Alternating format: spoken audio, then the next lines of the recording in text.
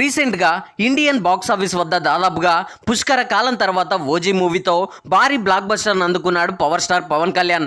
Power star political బిజీలో వరుస remake సినిమాలతో విసిగెత్తిన ఫ్యాన్స్ కోసం కెరీర్లో తనకు మంచి కంబ్యాక్ ఉండేలా director cum fan by Sujeeth డైరెక్షన్లో మాఫియా బ్యాక్డ్రాప్లో complete out and out high voltage action డ్రామాగా తెరకెక్కడంతో సినిమాపై ముందు నుండే అటు అభిమానుల్లోనే కాదు ఇటు జనరల్ ఆడియన్స్లో కూడా విపరీతమైన హైప్స్ క్రియేట్ చేయడంలో డైరెక్టర్ సుజిత్ సక్సెస్ అయ్యాడనే చెప్పాలి.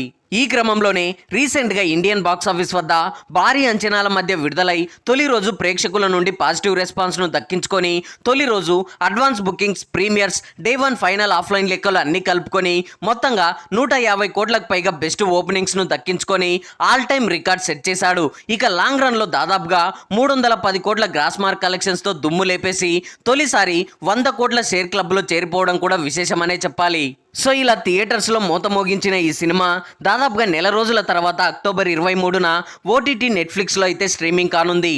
సో థియేటర్స్లో రిపీటెడ్ మోడ్లో ఎగబడి చూసిన ఫ్యాన్స్ ఓటీటీలో ఏ మేరకు ఆదరిస్తారో చూడాలి మరి.